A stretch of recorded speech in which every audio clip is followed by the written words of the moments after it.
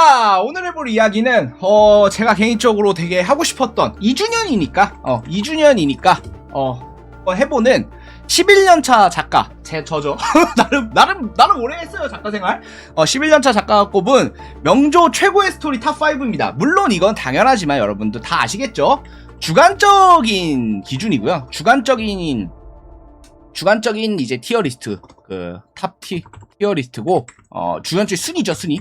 주관적인 순위고, 이게 뭐 실제로 뭐 어떻다 뭐 이렇게 너무 막 과몰입하실 필요 없어요. 여러분이 의견이 다르신 부분도 있을 테고, 그 부분은 다 얘기를 다 공감합니다.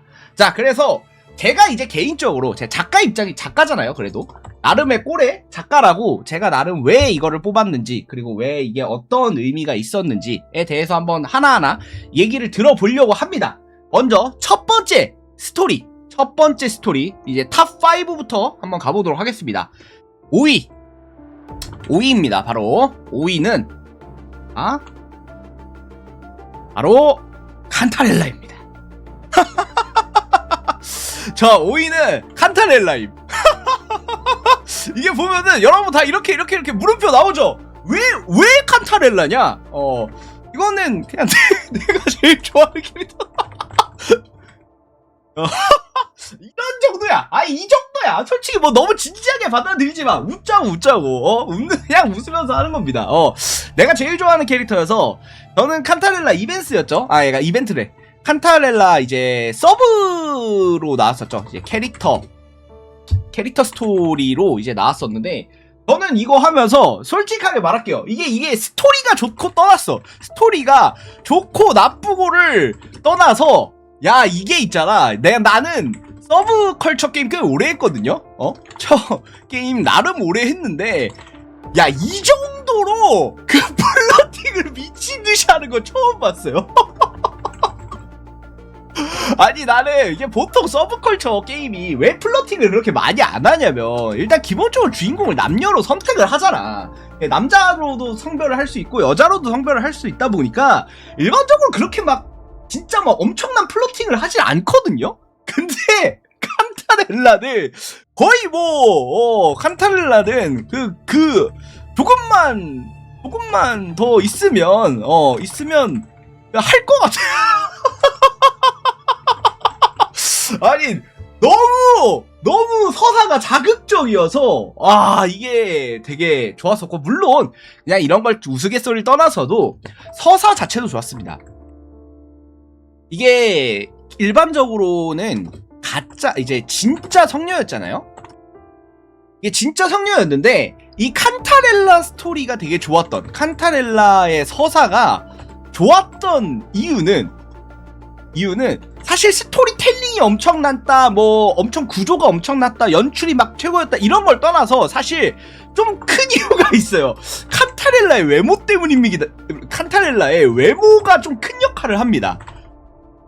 이게 왜 여기가 예뻐서 그러냐? 예뻐서 그런 건 아니야. 이게 왜 그러냐면은, 여기서 한번 얘기해볼게. 뭐냐면 칸타렐라가 너무 성녀처럼 안 생겼어요. 아니, 이게, 야, 모두 솔직히 이거를 공감하잖아. 너무 성녀 같지 않게 생겨가지고 솔직히 성녀라고 생각을 못했어요. 생각을 아예 못했어. 그러니까 이게 일종의 그 외모에서 가져오는 그 일종의 편견 같은 건 줄 알았어. 그러니까 너무 악녀 같잖아. 약간 솔직히 말하면 약간 그 새끼 있는 악녀 같은 스타일이잖아. 그러다 보니까 이게 실제 서사와의 갭이 좀 크게 와닿았어요. 와닿은 면이 있어요. 자, 그래서 저는 개인적으로 5위로 바로 이제, 그렇죠, 다른 성녀였지. 그 성녀가 성스러운 성녀가 아니라 성스러운 성녀가 아니라 하여튼 뭐 그래서 제가 개인적으로는 되게 캐릭터 외모를 가지고 너무 편견을 가지고 들어갔다가 되게 좀 놀랐던 그런 서사였기 때문에 이제 칸타렐라를 5위로 뽑았습니다. 자, 그 다음에 4위는 누구냐? 자, 4위는 바로 짠! 자, 바로 이제 카르티시아 스토리죠. 이게 2점 정확하게는 2막 4장 스토리. 그러니까 2막 4장 스토리가 사실 제가 명조 오픈 유저거든요. 내가 명조 오픈 유저예요. 제가 정확하게 말하면 오픈 다음날 시작했어요. 다음날인가? 시작했어요. 진짜 여기서 할배 중에서 앵간한 할배인데, 제가 이게 이전까지는 사실 이전에는 막 그 좋아는 해도 미치진 않았어요. 그냥 너무 막 아유 좋다, 막 캐릭터 예쁘다, 전투 재밌다, 막 이렇게 해도 막 정신을 막 미쳐버린 적은 없었거든. 근데 제가 2막 4장, 그러니까 2막 4장 이후로 한 게 늘었어요. 뭐를 했냐? 여러분들도 지금 여러분들도 많이 하고 계신 것도 바로 이걸 했습니다. 이때 야, 내가 이걸 이거를 스토리를 밀고 나면 내가 그 보는 스트리머 목록이 있어. 스트리머 목록을 가서 다 찾아보면서 역시 와 씨발 그래 이 반응이야, 그렇지 하면서 제가 이때부터 리타를 존나 시작했어요.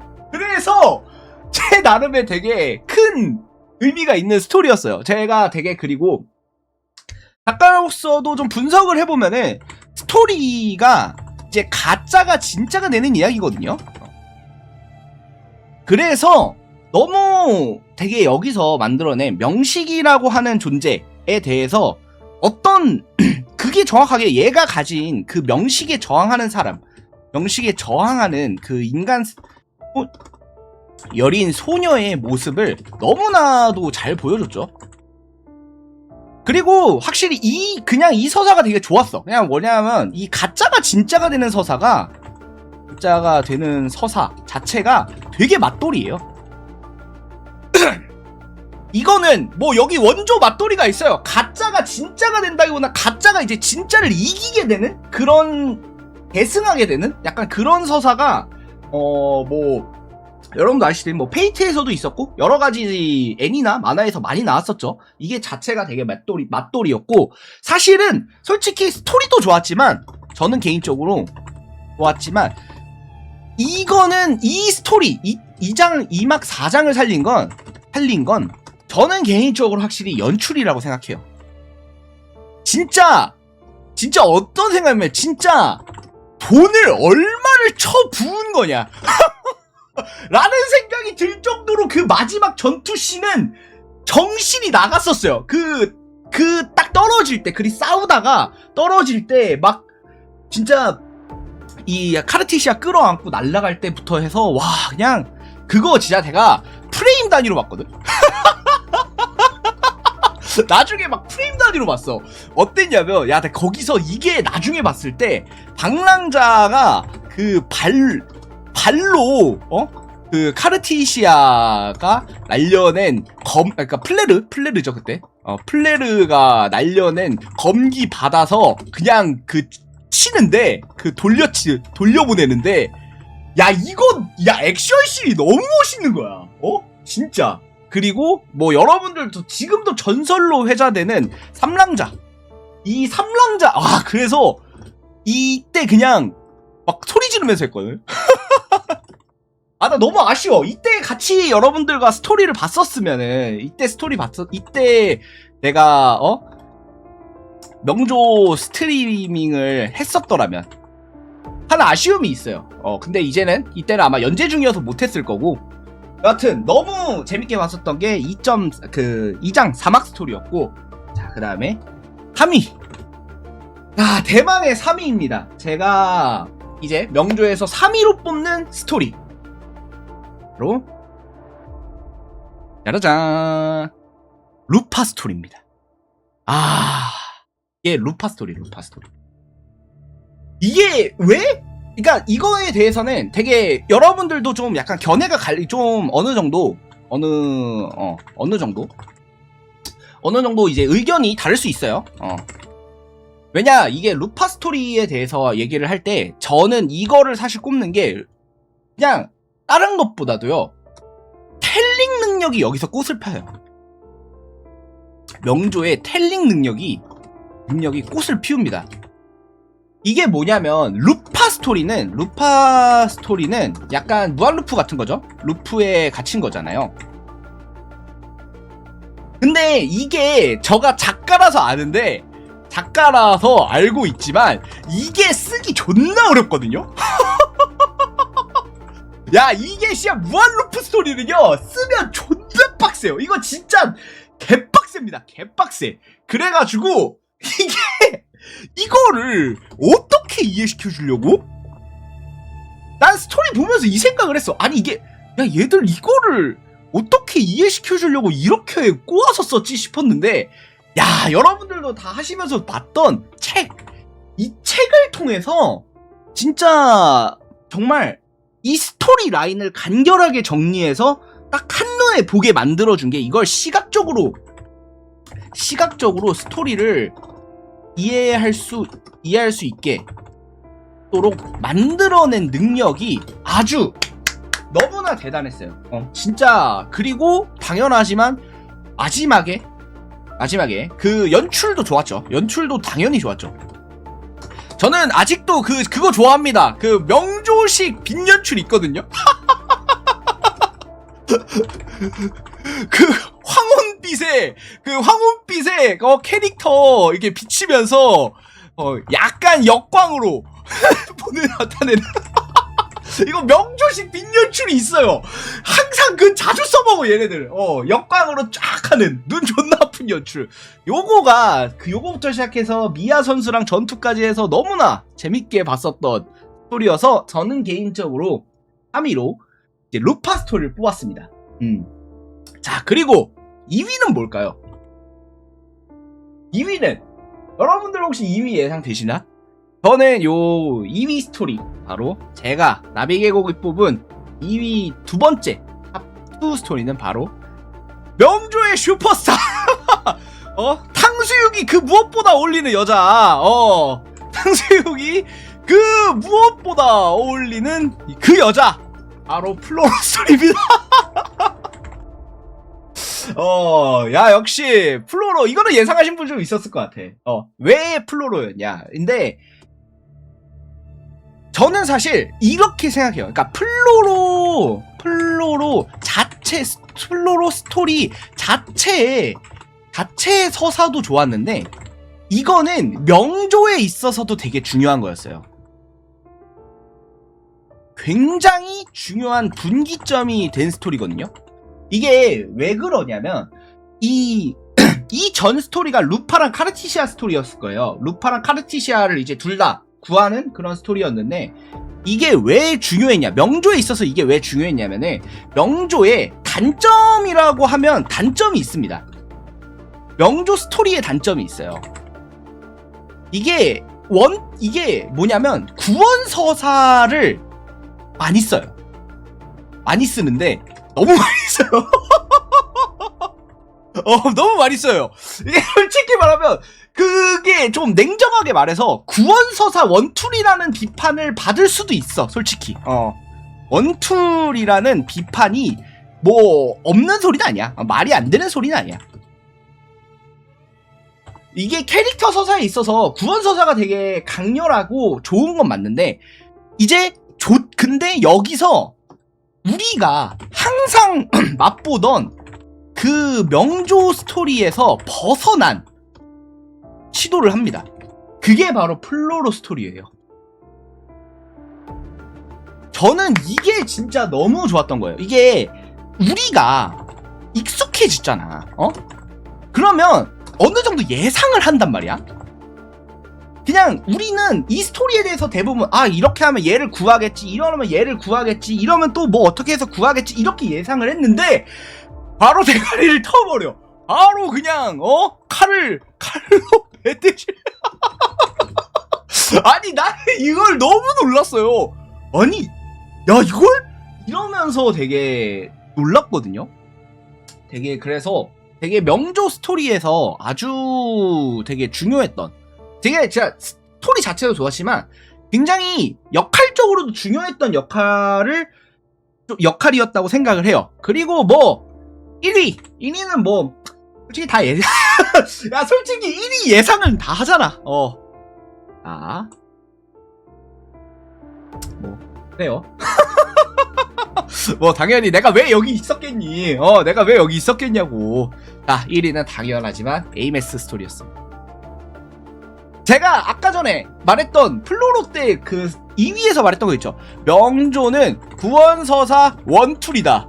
그런데 저는 에이메스 스토리를 보면서 이걸 느꼈어요. 어쩌라고? 원툴이면 어때 임마? 어때 임마? 야, 크래프톤도 배그 원툴이라고 까였는데 지금 그걸로 시총이 얼마인지 알아? 야, 새끼, 야, 크래프톤 배그 말고 뭐가 있어? 이러면 씨발 배그로 존나 잘 벌면 되잖아. 배그로 씨발 대가리 다 터트리면서 존나 잘 벌면 되잖아. 명조도 똑같아. 구원서사 원툴이라고 어쩌라고? 구원서사로 다 부수면 되잖아.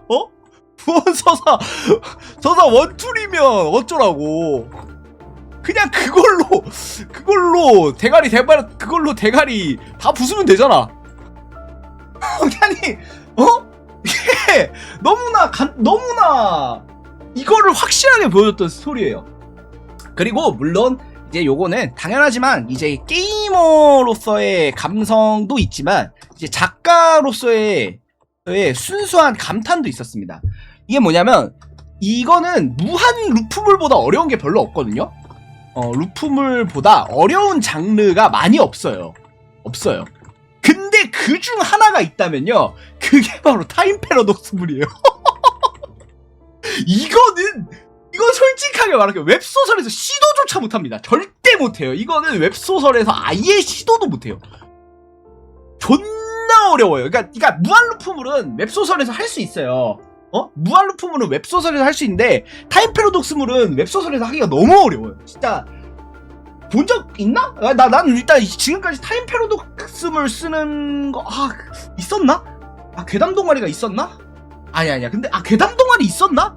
뭐 어쨌든 존나 어려워. 그냥 씨발 말도 안 돼. 그리고 제가 여기서 잠깐 여러분 모르실 수도 있어요. 괴담 동아리라고 예시를 들었는데 이 작가가 썼다고 해도 따라할 수 없어요. 제가 여기서 이거 괴담 동아리 모르실 분이 있을 텐데 이 작가가 썼다고 해서 그거를 일반인이 쓸 수가 없어요. 이거 말도 안 돼요. 저 작가는 이상한 사람이에요. 저거는 이 사람이 좀 어나더 레벨이어서 그렇고 원래는 사실 일반적인 웹소설에서는 아예 못 써요. 아예 못 쓰는 수준에 가까운 스토리여서 되게 이거를 너무나 완벽하게 해냈잖아요. 완벽하게.